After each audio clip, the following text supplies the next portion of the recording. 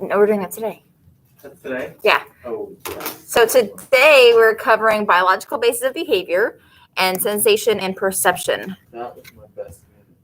Where's is this? Yeah, which one is camera? Is this? Is this camera? No, it's the other.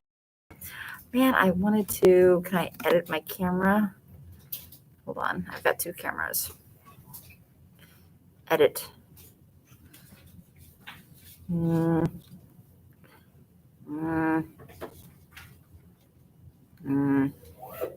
Oh, no. No, I guess I can't change my camera in the middle of recording already. Well, that's great. Okay, fine. The other camera's better. Okay. So, we're talking about the brain, the eye, the ear, perception, and also sensation. What's it called? States of consciousness, which is also in biological basis of behavior. And drugs. We're talking about that as well. So if you have your packety thing, which is the AP Psychology Essential Information thing, we're starting with like on the second page, biological or biology and behavior. So we're going to focus first, if this can work, on the neuron. Which one? The second? Yes. Second page where it says biology and behavior. So you can follow along and highlight or take notes or whatever. So we got the neuron, basic structure from left to right. We got the dendrites, which receive information. Remember, that's like the ear of the neuron. We have the cell body, also called the soma. We have the axon, which is this long cord. That is where we really see action potential like kind of take place. And then the myelin sheath is what covers the axon. Does anyone remember what disorder you get when you lack the myelin sheath, if the myelin sheath were to break down? No. I raised my hand to say no. And those of you that are joining us online, I see a few of you guys there. You can type in any questions that you have. But the multiple sclerosis, if your myelin sheath breaks down, is this in the packet? It's there, but I don't think the it's broken down part. If the myelin sheath breaks down, you develop multiple sclerosis. And then we have our terminal branches, also called axon terminal, also called terminal buttons. Those are all the same thing. So if you see like the word terminal, basically it means the same thing. And then the space between each neuron, between one neuron's terminal and another neuron's dendrites is going to be the synaptic gap, also called the synapse, also called the synaptic cleft. So if you see either of those words, the key word here, synapse, that's a gap. It's a lack of body part because it's the space between the neurons. All right. Remember, there's two types of neurons. There's afferent neurons and there's efferent neurons, also called sensory and motor neurons. So afferent sensory neurons allow you to feel, while efferent neurons allow you to move. Do y'all see where these things are? I don't necessarily see afferent on here, but maybe you can add that. If you see it later, then we'll find it. But afferent neurons and efferent neurons. I don't see it here. Okay. Just think of it as sensor as in sensation, and motor as in motor movement, body movement. And they're broken down into those two. Okay, so action potential allows neurons to talk to each other. So do you remember what it's called, like when you have just enough stimulus to smell it, you have just enough sensation to feel it, something has been reached. The threshold. Yes, absolute threshold has been reached if you have action potential. So this is an electrical stimulation that releases chemicals. So the electricity is created when little doors in the myelin sheath, which is the fatty tissue around the axon, little doors in the myelin sheath open up.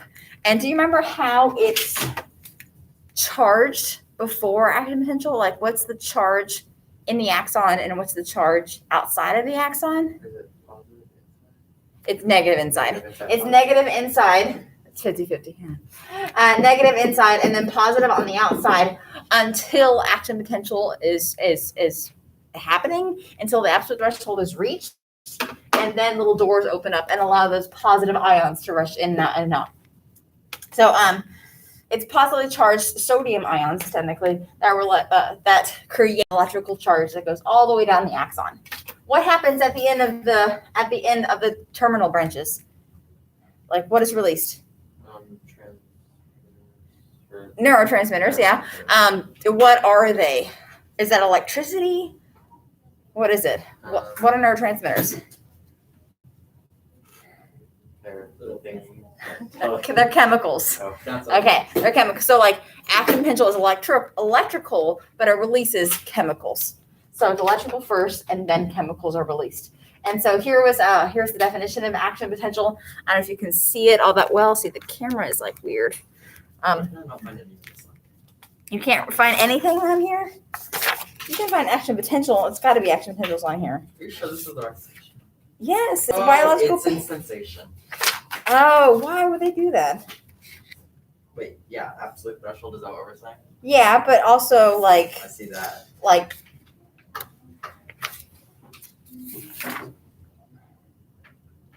See, I have lost my one that's written all over.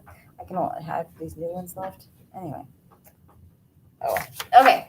So, yes, here is the just close-up picture of the positive ions rushing in and out, and know that all this is going from left to right, going from the dendrites to the terminal branches, and that's the direction of in the pulse of the electricity. All right, let's talk about some neurotransmitters that you guys got to know. Neurotransmitters, yes, are chemicals that are released at the end of each of the neurons, and they're like the messenger. So there's two messengers in our body. There's neurotransmitters and there's hormones. Both chemicals, one is released by neurons, and the other one, hormones, are released by the endocrine system, but we'll get to that in a second. So acetylcholine, you remember what acetylcholine does? That's movement. It's movement. All muscle contractions in your body are releasing acetylcholine. It also is involved in Alzheimer's. So you guys got to know the neurotransmitter and a lot of the time what it's associated with. So acetylcholine starts with an A. Alzheimer's also starts with an A. So those go together. Dopamine, that's the one that you guys probably know the most about. It is involved with mood. It's not on here too much, but like mood and like what's it called? Alert, but alertness is typically going to go with serotonin as well. But yeah, you can do your. It's not going to be. Let's call it arousal, which is your level of alertness. But it is the Goldilocks of neurotransmitters. It has to be just right. If your dopamine is too little, you develop Parkinson's. If you have too much, schizophrenia. So it's got to be just right. So also like a little bit too little is depression. A lot too little is Parkinson's. So there's more to dopamine than just Parkinson's and schizophrenia, depression as well. But it's also to make you feel good in terms of like it gives you a boost of like happiness, dopamine. Endorphins makes you feel good because it's a pain reliever. So endorphins are released to like reduce pain. Is what happens when you get a runner's high. If does anybody run? Do you run? I don't run. I've never experienced a runner's high, but I heard it's good. And then serotonin, once again, it's mood, but also like it's not on here, but your level of your appetite, like food, appetite, and anxiety, depression, mood, sleep. So all these things, serotonin is a really big one with depression because think of all these things that are out of whack when you're depressed. You're not going to sleep, or you sleep too much. You're not going to eat, or you eat too much. And then your mood is obviously a big factor in depression. And then GABA. And you remember what drug is associated with GABA? Remember slow GABA. It slows you down. What drug slows you down? Yes. Yes, alcohol. Oh. That's one that causes anxiety. Something. You don't have it, you get anxiety. Well, people that have anxiety, they're going to get a drug, an anti-anxiety drug that increases their GABA, because GABA is an inhibitory transmitter. It slows you down. It slows your neurons from firing. And so when you drink alcohol, that's why you have slow response system. It's like, I'm going to slam on the brake now. It's like, no, you should have done it like 5 stop signs back. It's just because your neurons are firing less frequently. You're going to have slow movements, slow thinking, slow speech, because GABA slows you down. Okay. Oh, hello. I remember this was the lesson I didn't watch in online school. Oh, the lesson you didn't watch in online school? Like I so vividly remember not watching. You didn't do the The mouse drugs. party? Oh, I did the mouse, but that was fun. That was fun. Yeah, I tried, but I tried it. You needed Adobe Flash. Yes, and then Flash stopped in December, which kind of stinks because I don't know what to do. Okay, so let's talk about some of these drugs. Don't need to know all of every single one. You probably know some of these. Like I said, alcohol is with GABA. Alcohol is a depressant. Marijuana. Do you know what it's classified as? Like what type of drug? It's not a stimulant. It's not a depressant. It's been reclassified as a hallucinogen. That makes sense because, is it on here? No, because marijuana. Oh gosh, where is it? No. Okay, fine. What neurotransmitter is involved with marijuana? You just said this. Oh, GABA. No, not GABA. Oh, I was thinking. It's gonna be alcohol, so dopamine. I was writing alcohol. It's dopamine. Okay. Dopamine's involved in marijuana. What disorder do you have if you have too much dopamine? Schizophrenia. And what's their main symptom of schizophrenia? Hallucinations. Okay, so that's why it's a hallucinogen. It's because they're tied together. So schizophrenics should not smoke weed. Bad. It's not a good thing. Other hallucinogens are going to be LSD and ecstasy. Those are really going to be more of a hallucinogen than marijuana. You're not going to talk to talking trees if you smoke marijuana, but if you were on LSD, then yeah, you're going to be seeing walls melt and things like that. Stimulants, things that are going to increase your dopamine, they're going to increase your mood and increase your energy levels. We've got methamphetamines, cocaine, caffeine, and nicotine. Of course, 2 of these things are illegal, caffeine and nicotine. The other 2 are not so much. And then opioids, they're going to be pain relievers, and they're going to, where is it up here? What's your body's natural pain reliever? You just said it. Endorphins. And so endorphins are a natural pain reliever. So that's why we can absorb opioids, morphine, heroin, opium. All these are going to relieve pain. And the reason that we can absorb them is because we have a natural chemical that relieves pain. So if we can absorb it, that's because our body naturally makes it. Our body naturally makes stimulants. Our body naturally produces hallucinogens like dopamine. But when we have fake things like heroin or ecstasy, then that's when our body goes out of whack. Don't do drugs, kids. Just say no. Oh, who said that? Ronald Reagan's wife. Yes, Nancy. Yeah, we learned about that yesterday. I know. I sat with him as he made his test this morning or this lunchtime. Easy. Some questions are Good. Funny easy. He should still be here. Hey. Hello. Yeah, I'll hear that. All right, let's talk about the nervous system. This is not the best slide in terms of breakdown of the nervous system because the nervous system is split into 2 parts: the central nervous system and the peripheral nervous system. But then and we'll talk about this all in a second. The peripheral nervous system is split into somatic, so A, B, and then the autonomic is then split into 2 parts, little I, double little I. Does that help with the breakdown of it? Wait. And anatomy? Okay, awesome. Cross-curricular connections. Where is this in our little thing? None of this is in here. What do you mean this is not in here? I haven't seen anything we've talked about in here except the first thing.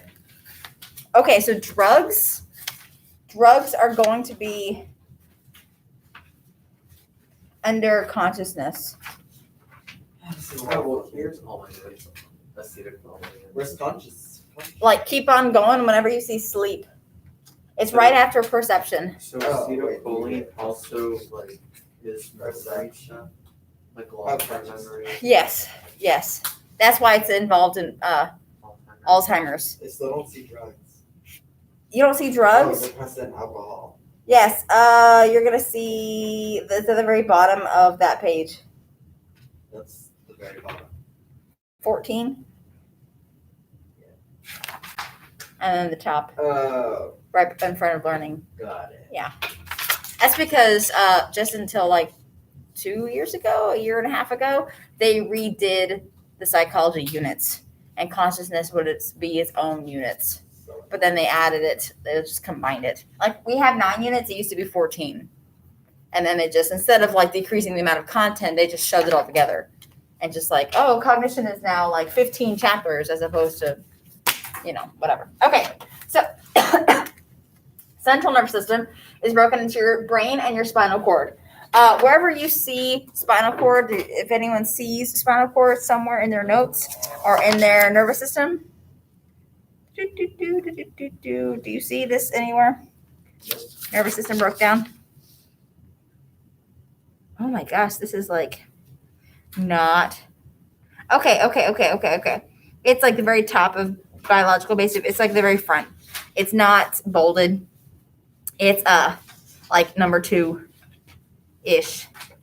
Dramatic nervous.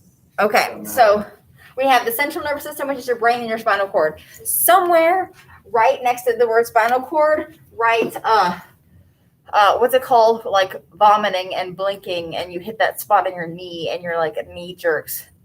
What is that? It's a reflex. Okay, reflexes do not involve the brain. Reflexes happen in your spinal cord. You do not have to think about if you're disgusted to throw up.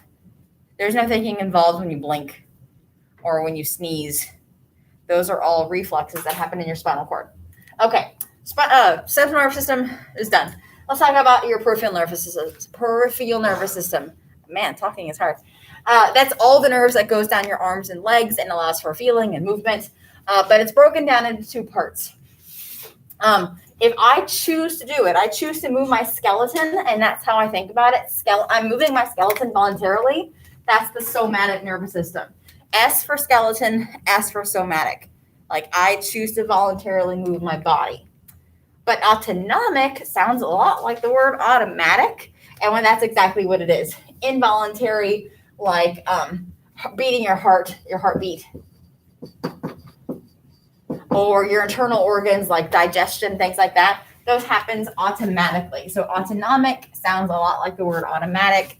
And so all the things that are happening in your body automatically without thinking about it is part of your autonomic nervous system. These 2 are part of the unit. Yes. Yes. So both somatic and autonomic are broken from the peripheral nervous system, the PNS.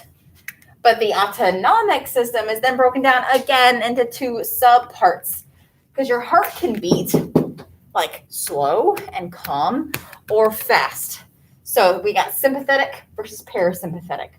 Sympathetic is like, oh, I'm really sympathetic that a bear is chasing you. So all the things that would happen to your body if your bear is chasing you. So in a time of stress, in a time of fear, you have like your heart beats quickly, you breathe fast. What happened to your eyes? What happened to your pupils when you're scared? They dilate to let in more light so you can see better. Your bladder is going to relax, and you might pee yourself if you're nervous. And so, like, basically, fight or flight. Your sympathetic nervous system is going crazy.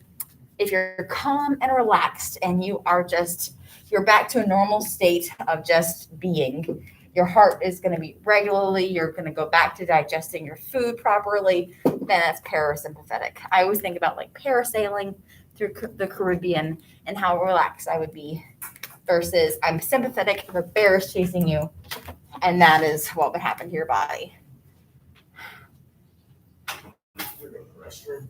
Sounds good. All right. I think we're actually going to talk about the brain now. Maybe. Let's do this. Come on. There we go. Oh my gosh. All right, let's talk about those lobes. This is the cerebral cortex. This should definitely be in your packet. Aiden, have you found it yet? Which one? The cerebral cortex. It's number 4 in your packet. I found that one. Yay. Okay, so we have all of the lobes of the brain.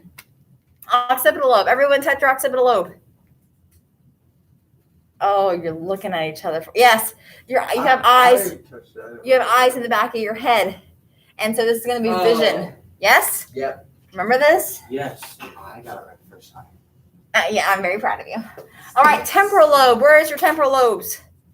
Right by your temples, by your ears. What is it responsible for? Sounds and languages. Hearing, yes. Yeah, sounds, hearing. It's right by your ears. But remember, contralateral control. Do you remember what that meant? Contralateral control? Oh, this side, that side, that side, this side. Yes. The left side of your brain controls the right side of your body, and the right side of your brain controls the left side of your body. So your left temporal lobe hears what your right ear hears, and your right temporal lobe hears what your left ear hears. This is also where you're going to find Wernicke's area. Do you remember Wernicke's area? No. Is it coming back to you at all? No. Oh, hearing. Hearing. Yes, there's 2 of us. Hey. Impressive. Yeah. Wait, I had a question for you. Yes, You said you were making the quiz off the slides in today's closing questions? I did. What slides? Hello. You mean What the questions? slides? Yeah. Like the ones I go over every day? Okay, well, you said in the closing question, so I thought there was like a link. Oh, no, the slide and Oh, the slides that we like did today. And the closing question. and the closing Not questions. in the closing But, question. I mean, the quiz isn't going to be just over today's. Well, I made 5th grade really, really hard. Oh my God. Calm I down. did a different quiz for every class, but, You're right. I'm guessing mine has 100 questions. well, I just Open-ended. made all of 5th period's like open-ended and like Oh, 42 yeah. questions. Okay. 4th periods is really easy. I like them. My 4th grade. Do you have Aiden? Uh-huh. Okay. Do you have Jake? Uh-huh, You know everybody in here. I do. Are we learning a lot? Well, hopefully we're learning nothing and reviewing because, like, Yeah. it's something we already all know. Hey, I was telling you, I'm about to stop at Lowe's and pick up tomato cages. Is there anything else you need from Lowe's? No, I bought a clock today. Okay, I need some tomato cages, so if you could get some for me. so a tomato cage for Noah, anything else? No. Thanks. Bye. Okay. We're growing a garden in our backyard. We've planted some In tomatoes your new one? in our new house. Oh, Yes. I think I'm planting flowers at my house one day. Nice. I Nice. had to do that like last weekend. Yeah, it was a good weekend for it. It was It a was lot. a pretty- My mom went crazy, and she just gives them all to me. And she had like the 12 packs, like little ones. So Oh, yeah. They come in like the little I cartons. dig the hole, put plant food in, put it back in, do whatever. Did you water? I did water after. Okay. It Yeah. was like a whole like 3-hour thing. Yeah. It's hard to keep a yard.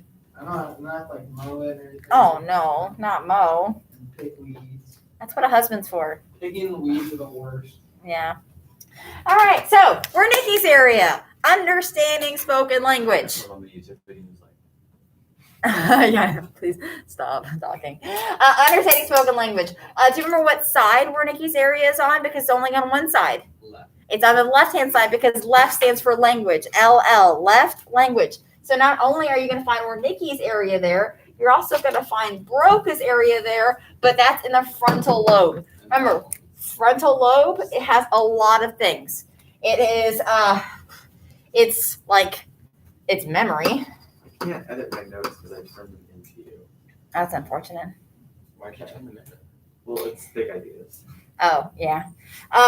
Memory is in memory's in the frontal lobe. Your personality, remember Phineas Gage? Oh, no. Do you remember? No? Phineas Gage? Yes. I've been working on the railroad and got the spike through his head. Yeah, and he lost like his eye and he lost a big chunk of his frontal He's lobe. like a And different person. yeah, he became a big jerk because his personality was gone. Your filter and creativity.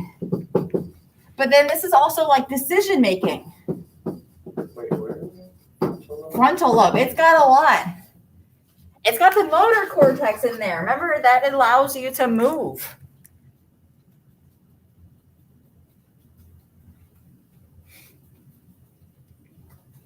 So, I mean, we've got a lot in the frontal lobe. It's really the big lobe that, like, it's the biggest lobe, but it's also the lobe that's probably the most important.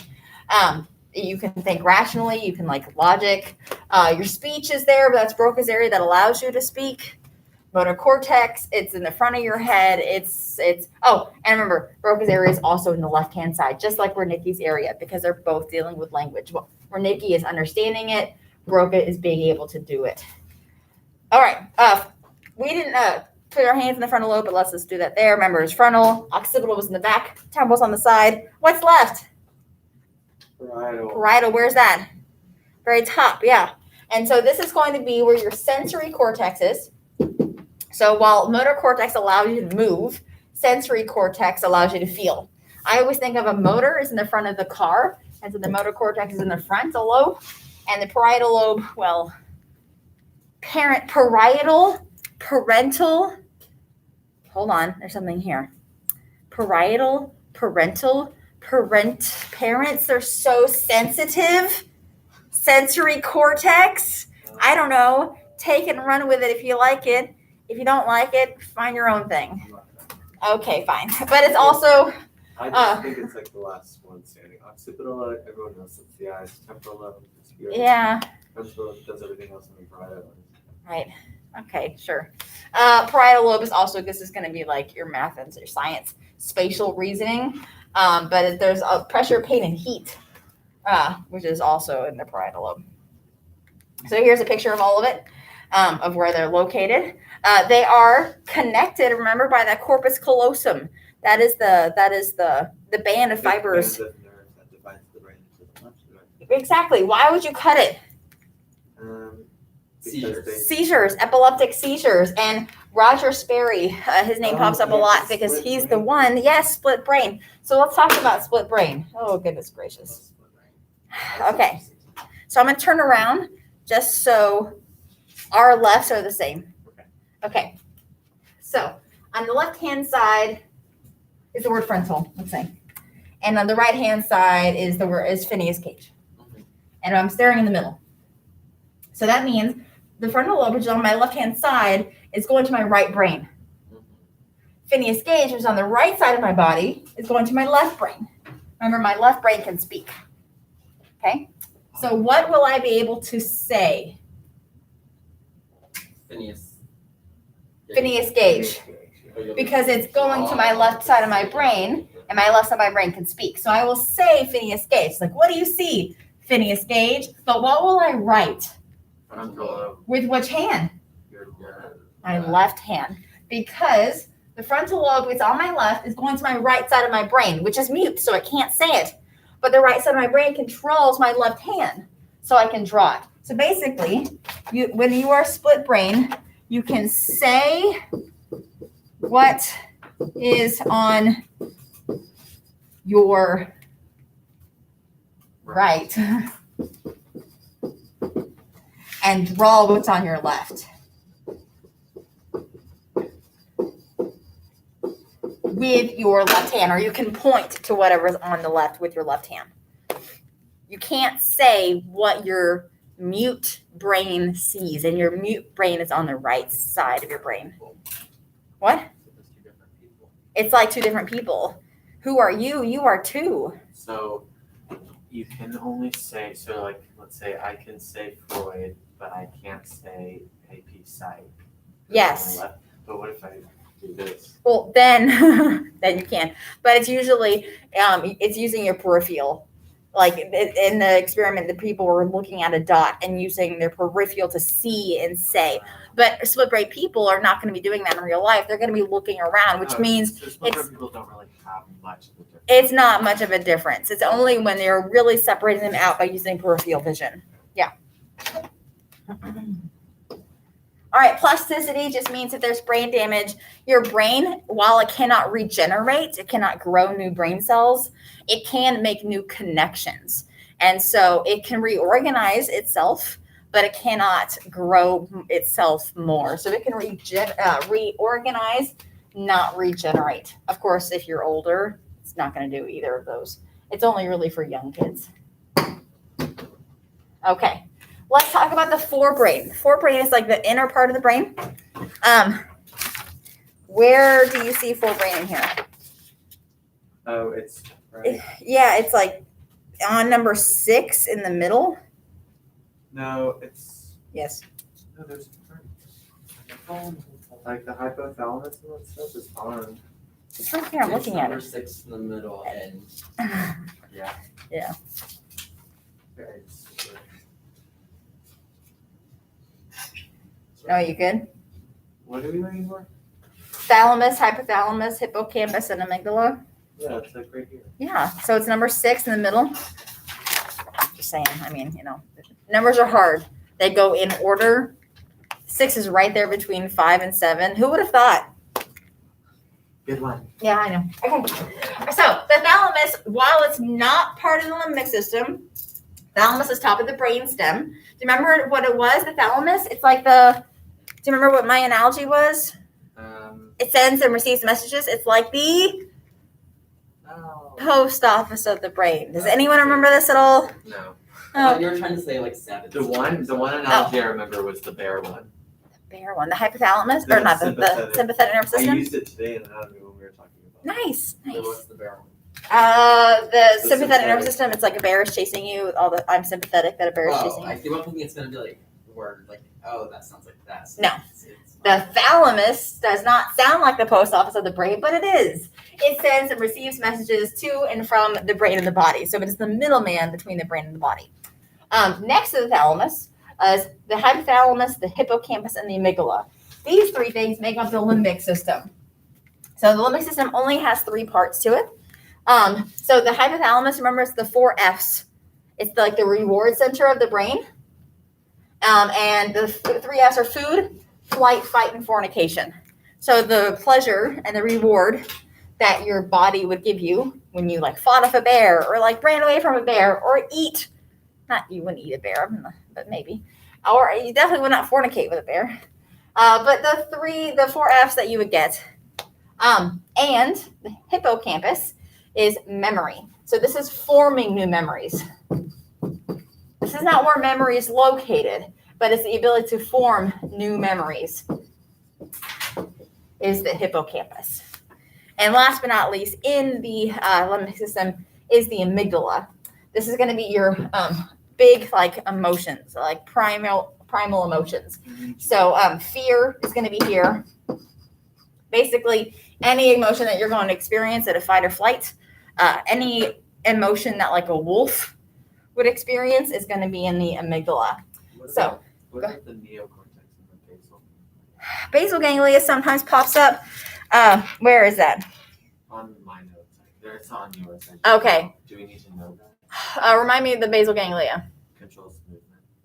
Ugh. But that's like Everything else controls movement too. I know there's so many The things that control neocortex is movement. the, like, surround the brain. Yes. I'm looking here and I see with basal ganglia somewhere here. And where it is like, does it say something different besides movement? Because that's they all control movement. Well, that's definitely me just like doing big ideas for great. Uh-huh. I know. I would open up the big ideas and be like, this is garbage. I actually tried on this. You should. Like, that's how you should study, is by doing the big I ideas. tried on the first one and then they started becoming optional for the binder grade. I was like, Well, what's it called? Like, that was my attempt at, like, closing questions. oh. Like, he's like, I love the closing questions. It really wraps up the day. I was like, I'll do it for the unit, big I ideas. think closing questions only work because it is every day. Interesting. Because Yeah. I know I have it. And I've never turned in a closing question late. But this I Interesting. always forget about. I'm pretty sure I'm behind on big ideas. Yeah. I know that. Yeah, because I'm like, I haven't mentioned them in a while. Okay, moving on. That's the limbic system. All right.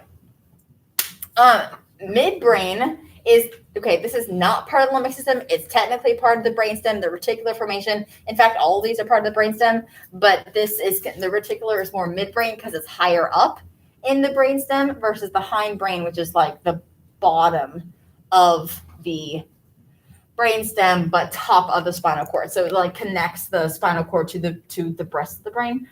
Okay, so reticular formation. Do you remember your bed? What shape is your bed? Square. I mean, Rectangle. It's a rectangular formation, and you sleep on your bed. Reticular formation, rectangular formation is going to be sleep and arousal. Hooray! So arousal. All right.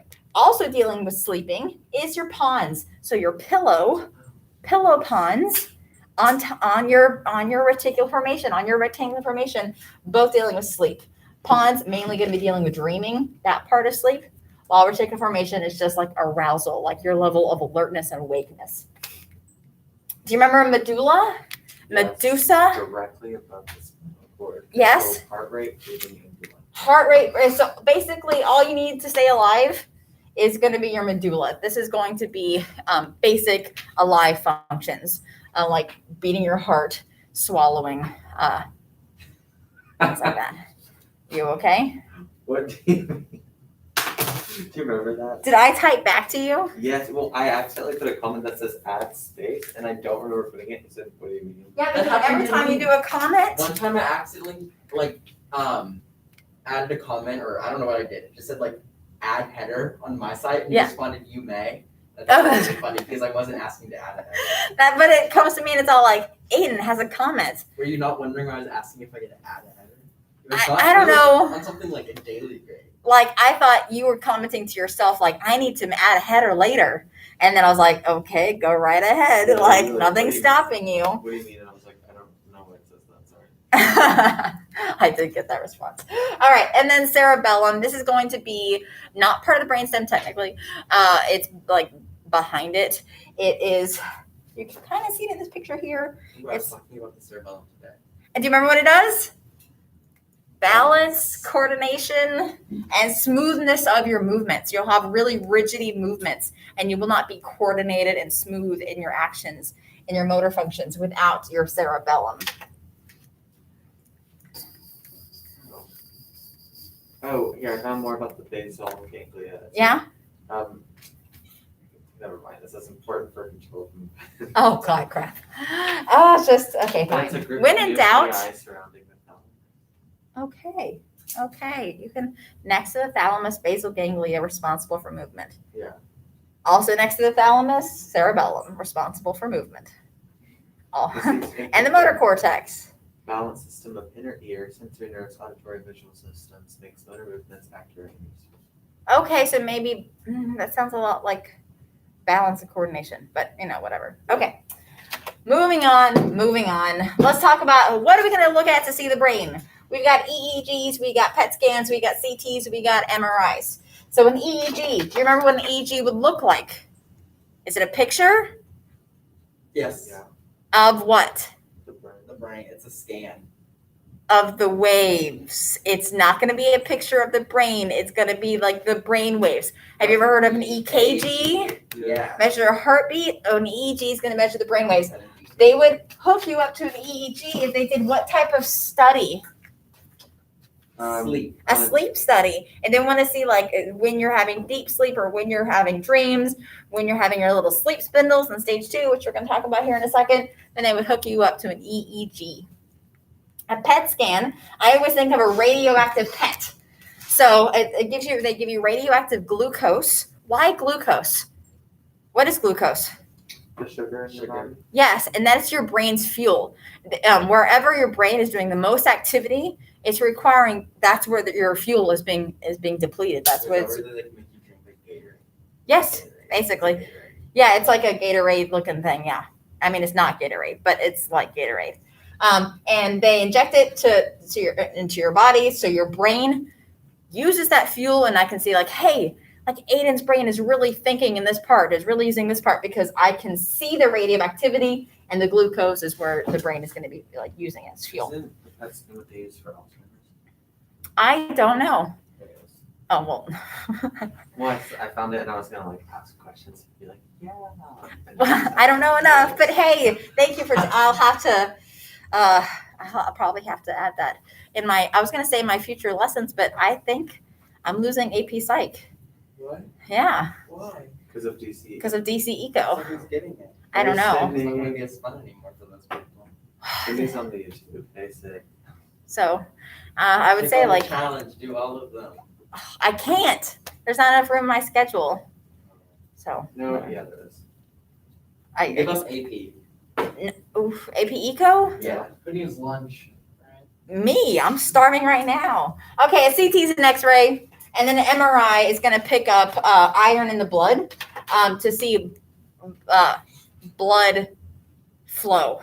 So you'd be able to see like a stroke, because that's like a clot basically in your brain.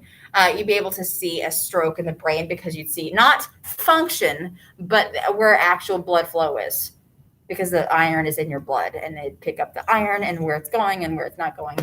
Okay.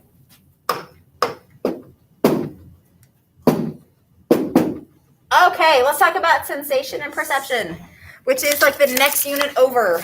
You see it? I'm just typing everything now. Why? You're not like following along? I got so lost that I gave up. Oh man. Okay. This should be better, I think. Yeah, I'm looking. Okay. So what is sensation? It's all of our senses. Who would have thought? The biggest senses on the test are going to be vision and hearing. We covered vision in class. We did not cover hearing because of time restrictions. Like we literally had 2 days of sensation and 2 days of perception, I think. All the questions about ear diagram wrong in final. Yeah, They're setting us up for failure. I apologize. No, it's not new. No wonder they're taking safety psychology away. Just kidding. Just kidding. All right, let's talk about perception. Perception is like, how do we understand what we sense? So sensation is getting it in, while perceiving it is like trying to make sense of it, trying to understand those senses. Okay, so all right. Oh, Aiden, you slow? Okay. No, I went too fast. Good? I have it in my head. Okay, good. All right, transduction. We talked about this in the eyes, but it's not just something that's occurring with vision. It's all sensations, but basically trying to convert something into a neural message. So what is what we see? What we see. No, but what is it? Color, a picture. Yeah, but like what is color? Comes in red Vision. A parallel thought. What's everything? What is everything that you see? A sight. Oh A my reflection. goodness. No. Like a light bouncing. Oh, off. Light. That's What we I see meant is to light. say, yeah. Lightweight. Everything is light. And so like all the color that we see is light. Right? Bouncing back to our eyes. That's what I was Okay. saying. Our brain cannot read light energy. It cannot read Oh yeah. those waves of light. Those are the signals, but they can only read neural impulses. Right. And so transduction is the conversion of some sort of energy, in this case light energy, into neural messages. Where does transduction happen in vision? Where does the conversion take place? What is the most important part of our eye? Oh, the Starts with an R. Retina. The retina. The retina is the very back of the eye. That's where transduction is happening. For ears, transduction, what sound? Waves. What type of waves? Sound. Electron. Vibrations. Vibration. Okay. You guys. Vibration. In this semester. I'm in True. last semester. This Hey. is still old. You can come on in. Yeah, go ahead. All right. We talked about thresholds today and earlier today. I was talking about absolute threshold. That's like, you notice it. Yes. Okay. So there's absolute threshold. Why is it not working? Oh, I've got the pen on. Absolute threshold and difference threshold. So absolute threshold is like just enough stimulus for me to sense it, just enough sound for me to hear it, just enough taste or like flavor for me to taste it. If it's below that, if I cannot, because it has to reach 50% of the time or more for me to hear it or sense it. If it's less than that, it's subliminal messaging. Jake, question. So the one, it says an individual has a period of relative calm, suddenly shattered by intense anxiety, accompanied by a dramatic increase in respiration, heart rate, and sweating, which seems to have no obvious cause. Yeah, conversion. Is there a conversion on there? No, it says these characteristics are most consistent with free floating. Generalized anxiety. What's the difference Between what'd you put? free floating anxiety disorder and That's not a thing. nothing? That's not a thing. Well, I googled it and like said all that stuff. Oh, when'd you Google it? Like just now. Oh, Because like I was trying to think about it. But, I mean, I guess It might be a thing. It's not a thing for AP psychology. Yeah, people are like, I love the. I got this a lot with TBS kids, where like they turn in their notes, and their notes were like nothing to do with what we covered in class. They just downloaded like Wikipedia pages for like the brain, and it was going into like different detail. I'm like, sure, that's all correct. Yeah, It's so- not going to be what's on the test or what we talk So about they in just class. would like not do this class and they just submit.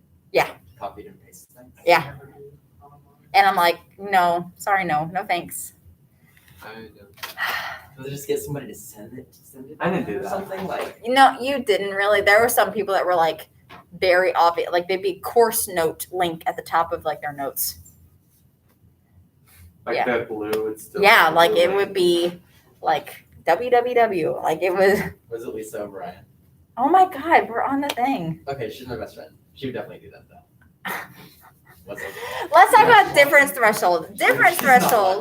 watching. She's a We're not talking about kids. Difference threshold is, can you tell a difference? So like, let's say that like you get in a hot tub and you're like, ooh, this is really hot. Okay, so you feel the temperature, absolute threshold is reached. But the whole time you're in, I'm like turning up the temperature. And like the next time you feel like, ooh, there's been a temperature change, That's when it hit. then like you hit, it's like, oh my gosh, it's got really hot now. That's difference threshold. Like you felt the temperature that whole time. But did you feel a temperature difference? Did you feel a change in volume, in temperature, in taste, in sound, temperature, Yeah, whatever? absolute is like sensing it, but difference is actually like the sense itself, right? Like tasting it or like. But but there's been a change. Yeah. Like, so you go to eye Like, doctor and it's absolute. like, can you see Wait, it? what's the Oh, absolute yeah. difference? Absolute is can you sense it? Difference is can you taste the difference? Yes. So, like I Like, added more. can you salt. taste this salt? Oh, Yeah. I can't. Added- Then it's subliminal. Oh, Oh, I can taste it. It's absolute. So the I one that's added like- more. Can you taste it? I added more. It's difference. That's the one the that's like, example.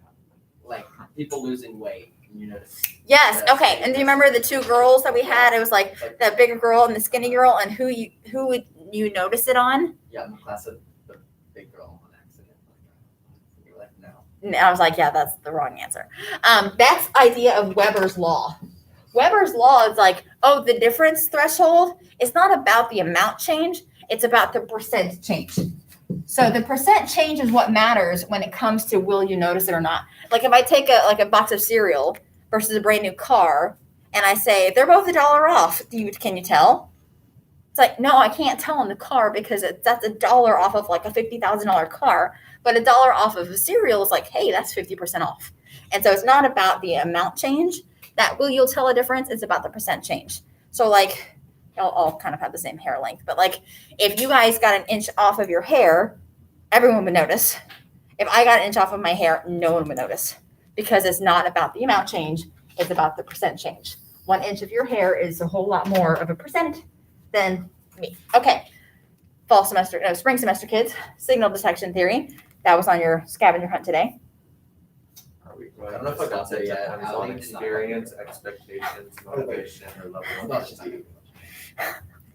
Hey, who are you with? Allie, Are we going to sense it depends Allie. on experience? Peters. Oh crap, yes, Allie. She just got she's not taking the AP. Yeah, just okay. All right, so signal detection theory is like, will you sense something right in front of you? Will you detect a signal that's right in front of you? So basically, if you expect to see it, that's going to obviously change. If it's a life and death situation that you see it or not, that's going to obviously matter. If you're really tired or really alert, that's going to matter. And if it's like Experienced it. your experience, like, oh, it's my first day on the job to like sense it. Probably not going to see it, but it's like, I've been doing this forever. I know exactly what I'm looking for. Then you're going to sense it. All right. Sensory adaptation, get in the water's just fine. Oh, I love this. Yeah, and so like you stop smelling the Scentsy or you stop feeling the cold water. Why? Why do you get adapted? Your neurons are firing Okay, less fine, often. Justin. Right. Right, your neurons fire less frequently to unchanging stimuli. But if the temperature of the water were to change, get colder, then you would sense it again. All right, so example, we don't pay attention to people talking in class, but when a beeper, what year is this slideshow made? Oh my God! Or See, an you don't animal. even know. Oh, the little Like they're beep calling beep. you. Yes, it's like It's like a pager. it's a pager. My husband had one of those in high school. No, I know. He talked about it like today. Yeah. Oh yeah, because y'all are talking about recent times. No, maybe it wasn't him. I don't know. Showed us his pictures of the 80s and he had a heart around another girl that wasn't you. Well, I would hope so because in the 80s I was 5. So Well, I was hope 5 he too. was not having his arm around a 5-year-old because that would be creepy. Oh, yeah, I forgot Well, that he was also like 5. No, he was in junior high probably. He's 7 years older than me. So he was 12 and I was 5. He did not look well. Maybe it wasn't the 80s then. Probably was the 90s, but still, it would have still been 7 years younger than him. I mean, how old are you? 16. 16? 9. Your future wife would be 9. So, So that's creepy. But my future wife is 6, I think. Because I want to marry into the royal family, so I'm planning on marrying Oh, Sean. yeah, I heard about this. Oh, okay. A Duke or something? You want to Yeah. be a Duke? Prince Duke Aiden. of Texas. I don't think you'd be a prince. Something. Duke of Tumble. Oh my gosh, that's the saddest I know. Title. Hey, title I've ever hey, heard. I'm the freshman Duke of Tumble High School, so I. Yeah. That's true, you are. That's true, I forgot. Hands up. All right, let's talk about the eyeball. The cornea is the clear protective layer of the eye. Oh my gosh, so Wow. many things that just popped up. Cornea, pupil, lens, retina. The pupil is the what? The pupil is the small opening in the iris. It's the black part, right? But is it black? No, it's a No, hole. it's an nothing. It's adjustable nothing. It's a opening. hole. Yeah. And the thing that does the adjusting around it is the colored part. Where's So the the- whole end? What? It goes back. Sorry. Where's the hole end? Yeah. There's no end or beginning of a hole. What? I guess the edges are the end of the hole. What? What do you mean there's no beginning at the end of a hole? Like if it's a tunnel, like this is the end. But This it's is the beginning. So where's the end of the hole? but the iris is really thin. It's like a paper. Okay, if you cut like the whole the punch of your paper, Uh-huh. where does it end and where does it begin? Oh, it's just like a punch hole? Yes. I thought it meant like all the way. No, no. No, it's not like a tunnel. No, the pupil is not a tunnel. It is like a punch of a hole punch. And the outside paper of that hole punch would be the iris. Okay, so next. Cornea is a transparent protector. Yeah, we said that already. Lens is behind the pupil, focuses incoming light rays. Into Yes. image So the line. lens is actually a lens. It's transparent. It is squishy. Like it actually changes shape. to focus the image. Mm-hmm. And the what they're trying to focus is the light because that's what the image is. That's what we see is light, and it's trying to focus it on the best part of our retina, which is it up here? It's the fovea. Is it on here? Yes, the fovea is on the retina. It's like a part of the retina. Remember, the retina has rods and cones, and the fovea is a part of the retina that has the best vision. And the optic nerve is a bundle of nerves that that sends all the message from your eye to your brain. Yeah, Do you know where your fovea is again? Okay, so like this eyeball, this person is like this, right? So the optic nerve is towards the back, like bottom part, is right above it. So like right now you are staring, like if that you're looking here, you're hitting your fovea. Yeah, everything Oh, else. it like moves with you. Well, you look, that's where your best vision is. So wherever you're looking, So And it's not part of, focusing? like the clearance. yes. It's not like if I like. Everything else is peripheral. Or, Got it, yeah, got everything it. outside of the focus is But how big is that like hole? Oh, it's like, where did I see it? It was like 2 millimeters or 1 millimeter. It's really small. Wait, I'm sure that What is really distance funny. changing? I had to do, and I think it was a rod cell. A rod cell, Oh, here it is. an individual rod I had cell. to draw one. Oh, that's beautiful and weird shaped. Well, that's how they're shaped. Oh, I didn't know. It's like a weird fingery thing. Oh, I did that for biology. I did an egg cell. An egg cell. Yeah. Interesting. Optic nerve, that sends all the input to the brain. All right, let's talk about sight. Near and farsighted.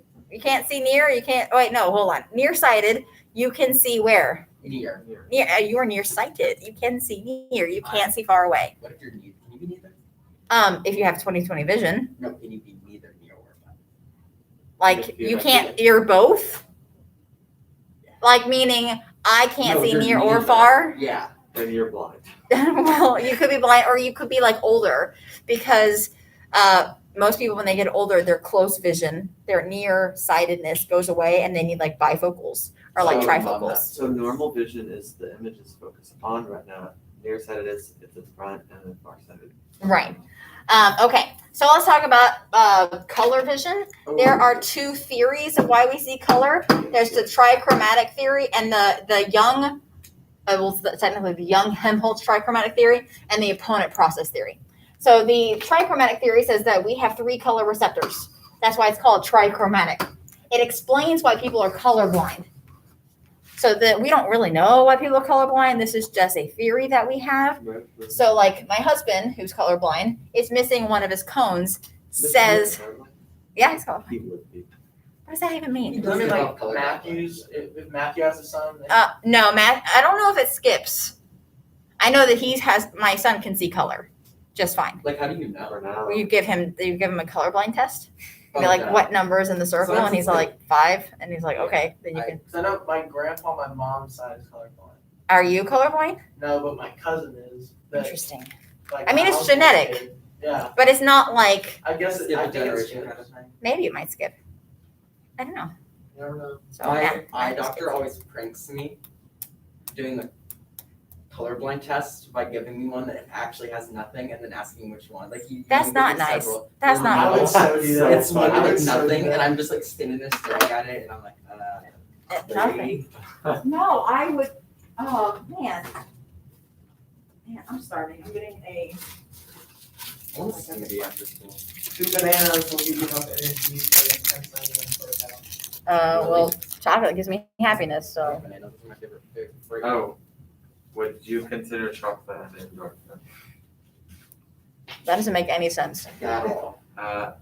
It makes you happy, relieving the pain. Is chocolate a pain reliever? Yes. Okay. So it doesn't make sense. Take Yep. it back. Okay, fine. I take it back. The opponent process theory, colors have an opposite, says this theory, Oh yeah. which is why you remember those after image effects that we stared and we saw like the American flag or like Yeah. Jesus face? Okay. That, Wearing out the opposite color in your eye, which will prompt its opposite to appear more color. yeah. So after image explains opponent process theory and color blindness explains trichromatic, but that's why we don't know because it's like opponent process theory doesn't explain when people are colorblind. Trichromatic theory doesn't explain after image effect. So they both have their strengths about what they explain. But let's talk about the ear for the first time. All right. You're gonna be the only people in all your classes here. You better get those questions right, people. All right, so let's talk about the ear. We have from left to right the pinna, which is the like outside ear. The ear canal, which apparently you're not supposed to put a Q-tip down. So what's the point of teaching us? No, you. To like clean keyboards and That's stuff. not even true. I mean, you can put it down. You shouldn't touch your eardrum. Well, But it's not like it's bad for you. It just doesn't do anything. like shows earwax back there. Yeah, it like makes it worse rather Yeah. than taking it out. Okay, and then we got the eardrum. After the eardrum, it's like the section of the middle ear where we're gonna have 3 bones. Do you remember what these 3 bones are called from like? Those Elementary are the school? ones. No, I don't think we learned. Oh, I learned it, and that's how I know it. Say them and then maybe I'll tell you. Hammer, anvil, and stirrup. No, we never learned. Oh, it's on the board. Oh, is it really? Yeah. Half the thing she asked us is on the board and we still don't. It's fine. I mean, no one Did you reads the say calendar. and I still don't get it? We. Oh, I thought he said and you still get it. I was like, It's like, boy. Okay. I'm eating. so it moves to the middle. So sound waves. Oh, can you see And this? you're eating for your hippocampus. Hypothalamus. Hypothalamus. Is what I meant. Hippocampus is memory. All right. So sound waves, just like light waves, are like waves. And so the speed of the waves is like the pitch, like how high versus like how low. So like low waves are going to be like further apart, like the crests are further apart. I would say like I dig. 200. Oh God, that's right. It's Friday tomorrow. Yay, it's Friday tomorrow. I thought today was Friday. I thought today Sunday. Friday too. And then how loud, how tall the waves are going to be like your decibel. So like really, really quiet, the waves are going to be really, really, because they might do that. They might give you a wave and be like, how loud / high is this sound? Hey. Okay. Is your hand up? What are you doing? The hearing test. Oh, Like which ear was that? no, yeah. Could you hear that one? I don't think they'll do that in the AP test, but you never know. So sound waves are obviously funneled by the outer ear, which is like a funnel, and then it goes to the middle ear, hammer, anvil, stirrup, or the little tiny bones that they shake, they vibrate, and send that vibration to your little cochlea, which is the snail-shaped thing. And then here we have the auditory nerve that's going to go to your brain.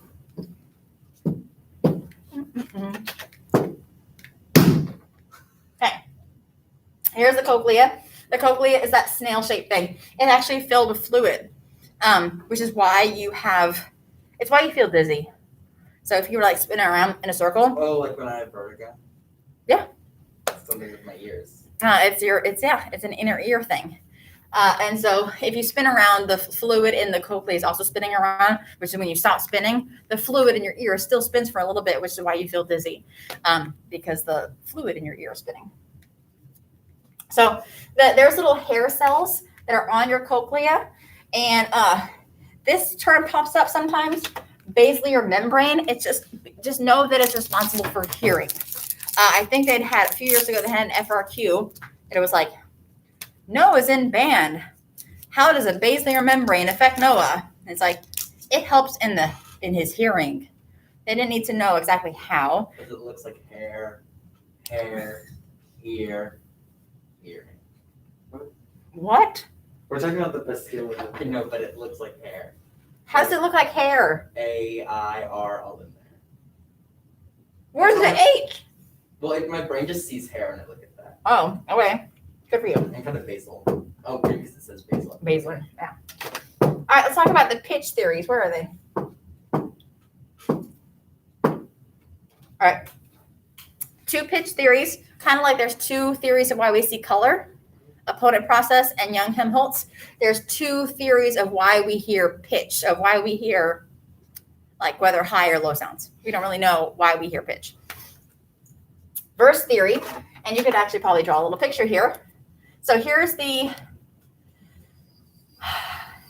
little cochlea.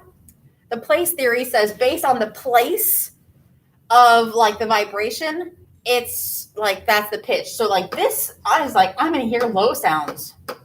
And over here, that place hears high sounds. That says that theory. The frequency theory says no.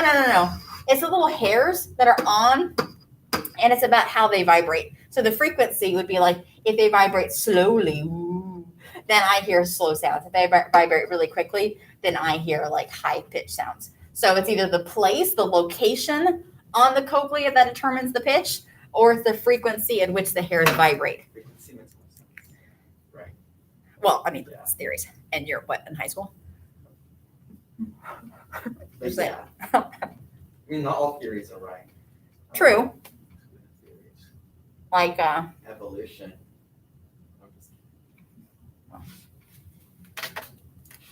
Coronavirus.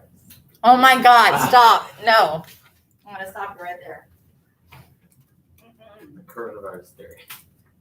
Oh my God. Let's talk about hearing loss. There's 2 types. There's conductive hearing loss and sensory neural hearing loss. Okay. Basically, conductive hearing loss.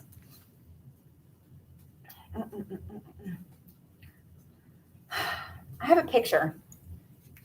Basically, it's like this. Okay, here's an ear. Draw an ear. And then we got their little bones, and then like the cochlea. Okay.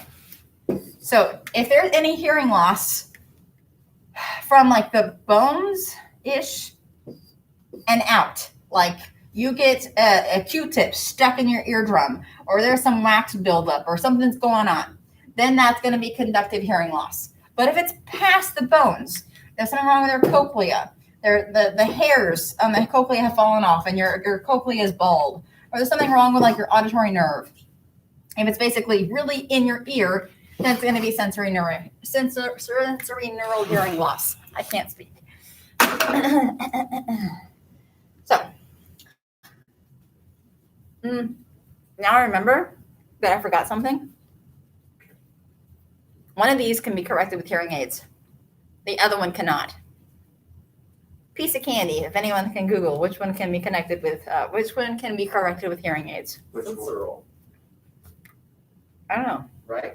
I don't think so. Pretty sure it's sensorial. I'm pretty sure it's conductive, but I could be wrong. Because that one's like, the other one's like, Yeah, but look, it's what is also called nerve deafness. You can't repair nerves. oh, then I meant conductive. Well, I thought that one was like temporary, the top one. Irreversible sensory neural hearing loss. That's what I Most meant to common- say. may be managed with hearing aids. May, but not for Wait, sure. so I was When right? hearing aids are not enough, this type of hearing loss can be surgically treated with cochlear implants. Okay. So I was right. So So they both can be fixed. no, No? Can it be conductive? Be like you look. Go into me. do I get to throw one? Sure. Good catch. I'm gonna share some. Some girl comes to my class every day and makes one of these. Yeah, that girl's Grace. She just does. Hello? No, the other one, Fraser. No, not Oh. Grace Fraser. Oh, not Grace Fraser? No, it's in your fifth period. Or you're sick. It's in your fifth. You can go for like one of them.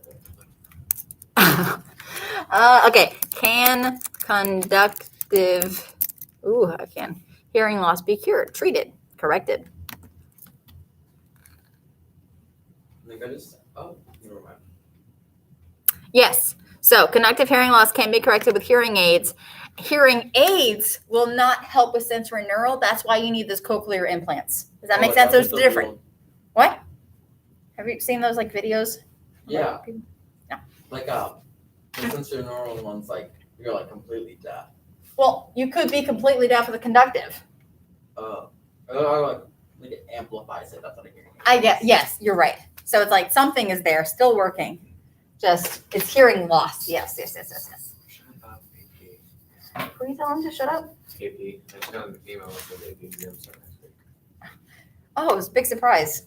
Wait, Thanks for so telling me. next I would have week? totally forgotten. Wait, next week? Yeah. Not just Yeah. the week after though. Yes, Yeah, they but run for next, 3 like weeks. Monday is the very first day of testing. Oh, I'm good. I'm only at 2 weeks. All right, let's talk about processing, perception. Sorry, just kidding. Bottom up and top down. Remember this triangle? I Uh-huh. remember. I remember. So like small details, and then big details, like big concepts. So what do you process first? Do you top down or bottom up? And it's just different ways of processing. So the bottom up processing, I'm dying. We use only the features of the object itself to build a complete picture. So bottom up, we look at the small features of the object and try to understand the bigger concept, versus top down, we fill in the gaps. We understand the big concept, and then we just like our brain fills in the gap of like what the small details would be to fit that concept. Gestalt. Do you remember Gestalt? Like Yes. closure, proximity, Yes. like the Gestalt principles. Yes. Okay. Moving on. Selective attention. We can only try to figure out one thing at a time. Remember counting the basketball being thrown by the guys? Oh, well, like the bear was walking. Yeah, and the gorilla was like, "Arr," or whatever it What was. is that? Selective attention. Selective attention. It's hard to focus on both those things at once. It's Yeah, hard to you're count the focusing. basketball, but then also look at like the dancing bear or whatever it was. Do you know what the strip effect is? The strip effect. Usually it's like colors, and it's like the word red, but it's in blue. Oh, where it's like hard to. And you had to say the color, but not the name. And so that is testing your selective attention of like, can you focus on that one thing and not try to focus on both? It's kind of hard to do. All right, let's talk about depth perception. We use two different cues, binocular cues and monocular cues. Binocular cues require two eyes to see depth. Remember, convergence is all about the angle of our eyes. Everyone touch your nose. Look at your nose. Okay, do you feel the eyes like muscles hurting? Okay, that's convergence. Retinal disparity, though, is different images. in your Oh, retinas. that's like if you like see this and then. And then it bounces around. Yeah. Yeah, like your finger bounces back and forth. Oh, I used to think I was magic when I was a little kid. Well, I mean, no. Like, I feel like I can move the moon. Yes, you can move the moon because, well, technically you're just moving which eye is seeing the moon, and it's a different angle. Moving. I thought lots of weird things about me being magic. I thought me being Jewish was like my parents' secret, that I was like secretly magical. Not all Jews were magical, and they just haven't told me yet, like in Harry Potter. Well, like you are the chosen people. I guess I don't know anything about being Jewish. You're just Jewish. Yeah. You like that? All right, let's talk about the monocular cues. There's a whole bunch of them. This is how people portray depth perception in like pictures and in TV, in like cartoons and things like that. Linear perspective, relative size, motion parallax, which I was just talking about in the car like yesterday. It was a full moon, and we're driving to school, and my son was like, "Look, the moon." But why does it look like the moon's like we're not moving? Like, well, the moon's really far away. The further something away it is, it's like slow to move past it. When it's really close, like the trees next to the car, it's going really, really fast. Inner position, something blocking it must be further away, shadowing, texture, whatever. And the set. And when something is in, we might perceive things different way based like your culture, your experiences, your expectations. So I had this picture in class. It was like 12, 13, 14, but then it was like A, C. So it's like, how do you perceive the thing in the middle? Is it a B or do you perceive it as a 13? It depending on the set that it's in. If I did like that, you perceive it maybe more as a B. If I did it like this, then you perceive it more as a 13. Okay. Oh my gosh. Let's talk about sleep. All right, all the stages of sleep. Honestly, not too many questions about sleep, maybe 2 questions on the entire test. The circadian rhythm is your sleep cycle. It's about 25 hours long, your sleep cycle. That basically means we should have a 25-hour day.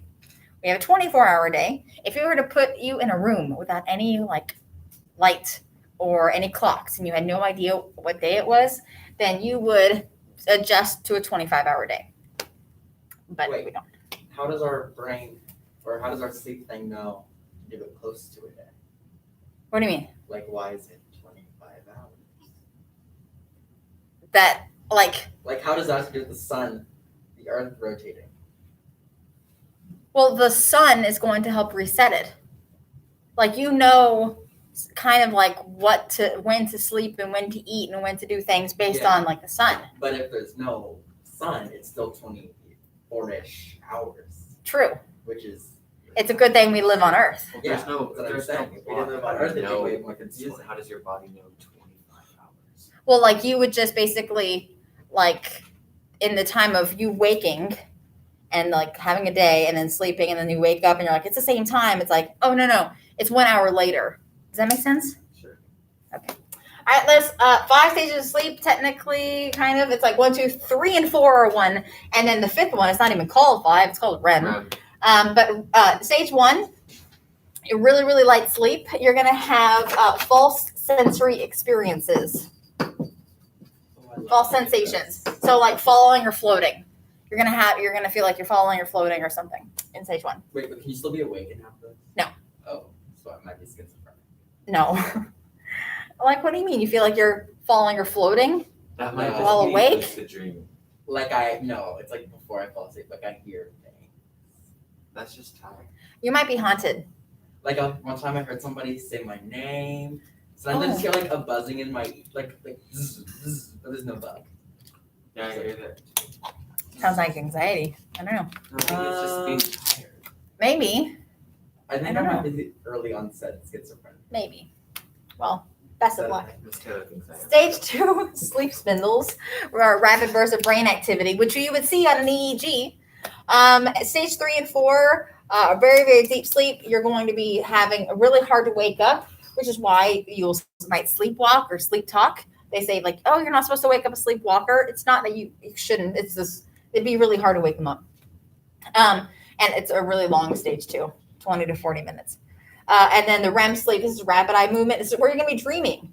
It's going to be called paradoxical sleep because while you're the furthest away from sleep, because it's like fifth, technically your brain looks the most awake. It like on a brain scan, it looks like you're awake, but you're actually sleeping.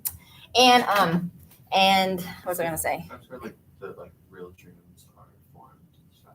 Right? Yeah. Yes. This is where you're dreaming. This is where you're having restorative sleep, so you actually will feel rested. So what are you thinking about the rest of the time? Nothing, probably. What's nothing? I don't know. Where were you before you were born? Nothing. Then I can't process nothing. Maybe Every one- night, recently, I've been getting excited to go to sleep. To like, That's every day for no, me. no, but to know the feeling of like right before you fall asleep, like to the time of the beginning of your dream that you can't remember ever. Because it's like, wow, it's gonna be like the first time ever, every single time. Uh-huh. Oh man, I got kicked out. I've got some multiple choice questions for you guys to wrap things up today. Okay. Or not. Whatever. Yay! Wait, are you saying one because I said K? Yeah. That like I'm like okay, yeah. Oh. Other than unenthusiastic. It was unenthusiastic. It wasn't. Well, That's sounded your, like. that's your perception. You're not Oh, hyped for these you. practice Go review unit 3. All right, so we're not going to go do all 20 of these questions. We'll just do some rapid fire of them. A person will most Look, likely develop. It's okay. Oh my God. It's everywhere. A person will most likely develop aphasia What is that? as a result to damage of which of the following parts of the brain. Do you remember what aphasia was? No. Aphasia has to deal with a problem in language.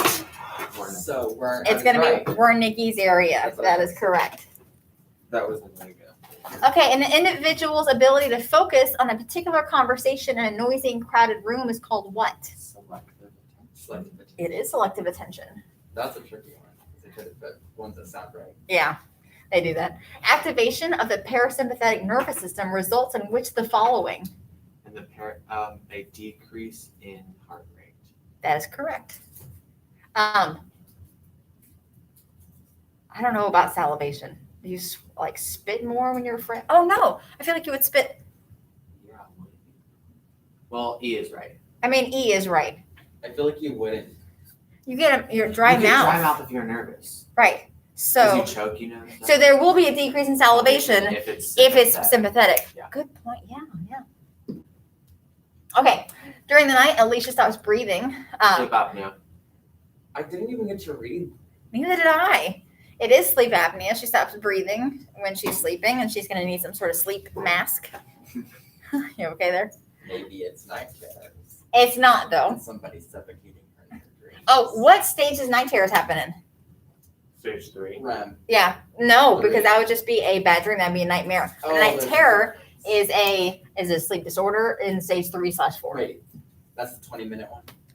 Yeah. Okay, yeah.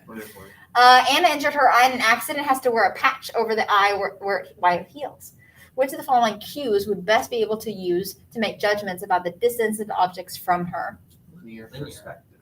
That is correct. She Yeah. she needs 2 eyes for convergence and 2 eyes Or binocular. for binocular disparity. And then the other two are just weird. Which of the following is classified as an antagonist? Oh, I don't remember. Oh! Mr. Taylor really set this down right. Okay, it's Prozac. Why did you say Prozac? Because it Block. attacks the, it blocks. It blocks, yeah. Agonist mimics while an antagonist blocks. Just You want to have make to sure. put the R. No, because that says they block serotonin. What? But why isn't? Because that blocks the reuptake. Is that But because it's that not? blocks actual like chemicals. No, because you can have an antagonist that blocks reuptake. Well, Sorry, Aiden. but why is I that? failed you.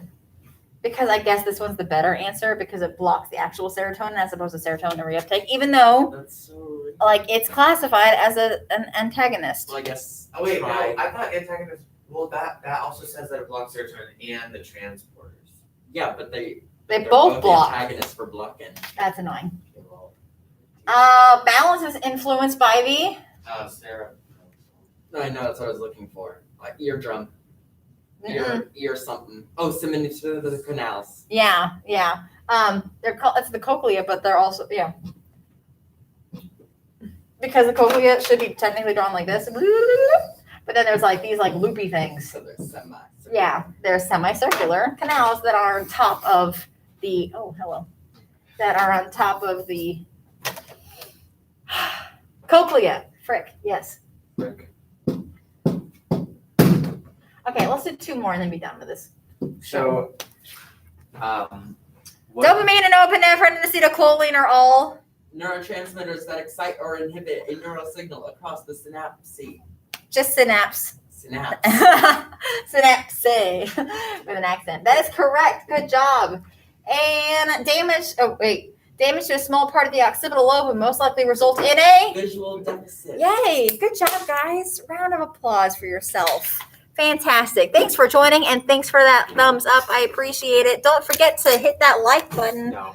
subscribe, turn on that bell for notifications, and leave a comment below of what you'd like to see in future videos. Bye. I think I did.